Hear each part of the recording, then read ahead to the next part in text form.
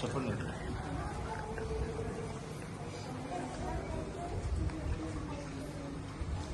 నడినేతు ప్రార్థనా మందిరం సహవాస సంఘములకు మీ అందరికీ నా హృదయపూర్వక అభినందనలు. మరి వాళ్ళ మేము మెట్లు ఎక్కుతూ ఉండగా అయ్యగారు ఎక్కడ కూర్చున్నారేమో అనుకున్నాను. ప్రతి మనిషి బలహీనత అంటే నేను పెట్టేటప్పుడు ఏదో ఆయన చూస్తాడు. ఎట్లా అందరి సంఘం గురించి ప్రార్థన చేసేవాడు. ఇవాళ మరి మొదటిసారిగా మనమందరం కూడుకుని మరి బోయా వాక్యం చూస్తూ ఉండగా మరి అయ్యగారికి ఇచ్చినటువంటి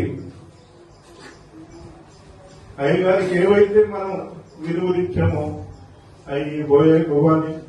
మరి బోయా వాక్యం చెప్పడంలో మరి తక్కువ కాదు, చాలా బోధమైన భావాలు కూడా మనకి ఎత్తుపట్టుకుని చెప్తున్నారు. బాగానే ఉంది. అయితే వయసులో చిన్నాడు, వాక్యం చెప్పడంలో పెద్దవాడు. మరి ఆయనకి అయ్యగారికి మనం ఏమైతే మర్యాద ఇచ్చామో, ఆయన ఎలా గౌరవించామో, మన అందరికన్నా చిన్నోడైనా కూడా ఆయనకు ఆ మాత్రం గౌరవం ఇవ్వాలి. మరి ఈ వెనకాల మనం విన్నట్టు ఉండాలి. మరి ఎక్కడికన్నా వెళ్తున్నప్పుడు కానీ ఆయన ఏ విషయంలో మనల్ని ఏదడిగినా కూడా అందరూ మనం ఒకరికొకరికి మాట్లాడుకున్నాం, లేకపోతే సమర్థించుకున్నాం, మనం వెళ్తాం రండి, మీరు ఖాళీగా ఉంటే రండి, మీరు ఖాళీగా ఉంటే రండి అని చెప్పేసి అవకాశం ఉన్న ప్రతి ఒక్కరం కూడా ఆయన ఎక్కడైనా ప్రేరు పెట్టినా ఇంకోటి పెట్టినా మనం వెళ్ళడానికి సంసిద్ధంగా ఉండాలి. మరి ముఖ్యంగా అయ్యగారి విషయం ఆలోచిస్తే మనం పూరి గుడిచ మన పాకలో ఉన్నప్పుడు మనమే పేడ తెచ్చుకుని మట్టి తెచ్చుకుని అలుపుకున్నాం. మరి వాళ్ళు మంచి మందిరాన్ని ఇచ్చాడు. మరి 3 చోట్ల కూడా గట్టి మందిరం ఆయన స్తోమతను మించి మరి ఆయన ఎన్ని అప్పులు చేశాడు. మరి మానసికంగా ఆయనే బాధపడుతున్నాడు కానీ మరి ఏం చెప్పుకోలేకపోయాడు. మన బోయ అన్నాడు, నాన్న నీకేమన్నా డబ్బులు మిగల్చలేదని నువ్వు బాధపడుతున్నావంటే, లేదు లేదు నేను అట్లా అనుకుంటే నన్ను మందిరాలకు ఎందుకు ప్రిఫరెన్స్ అని ఆయన మందిరాల మీద పెట్టాడు, మన మీద పెట్టాడు.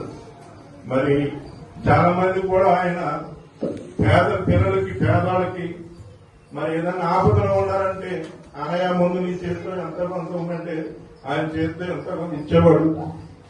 మరి ఆయన పెట్టడంలో కూడా తక్కువ కాదు, రాజీపడేవాడు కాదు. అంతా కూడా ఆయన దృష్టిలో మంచిగానే జరిగిపోయింది. మరి వాళ్ళ బోయ మొదటిసారిగా మన సంఘాన్ని ఉద్దేశించి మరి మన సంఘం తరఫున కాదు, మన సంఘ కాపరిగా వాక్య పరిచయం చేస్తానికి వస్తున్నారు.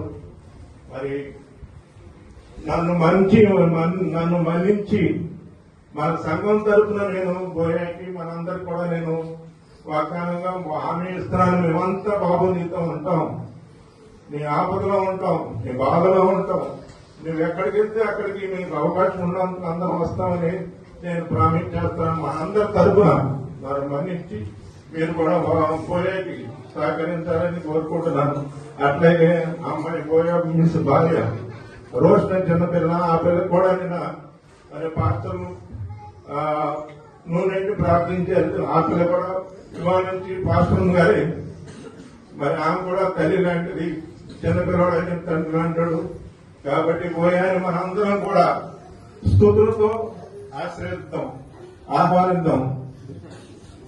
అందరూ 2 చేతులు పైకి చెప్పండి, అందరూ స్తోత్రం చెప్పండి. అందరం కూడా పరిశుద్ధ గ్రంథాన్ని చూస్తే మోషే తర్వాత ఇశ్రాయేలు సర్వ సమాజానికి నాయకత్వం వహించినటువంటి యెహోషువ సమయంలో ఇశ్రాయేలు ప్రజలందరూ కూడా ఒక నిబంధన చేశారు. మోషేతో మేము ఎలా కలిసి ఉన్నామో మీతో మేము అలా కలిసి ఉంటాం. మోషేకు తోడై ఉన్నటువంటి దేవుడు మీకు కూడా తోడై ఉంటాడని ఆనాడు మన పితరులు దేవుని సమక్షంలో ప్రమాణం చేశారు. ఆ రీతిగా మన యొక్క దైవజనులు రెవరెండ్ సిహెచ్ బోయాజ్ గారిని మరి మన యొక్క సంఘ పెద్దలు ఈ రోజున ఈ సంఘానికి సేవకునిగా మరి నియమిస్తుండగా మనందరం కూడా స్తోత్రాలు చెబుతాం దేవునికి. స్తోత్రం స్తోత్రం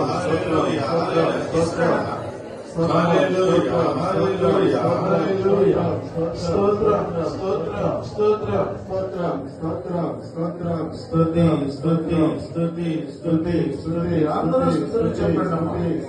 స్తుతి ఎవరు మౌనంగా ఉండరు. అందరూ స్తుతులు చెల్లిద్దాం. హల్లెలూయా హల్లెలూయా హల్లెలూయా దేవునికి హల్లెలూయా హల్లెలూయా హల్లెలూయా హల్లెలూయా హల్లెలూయా.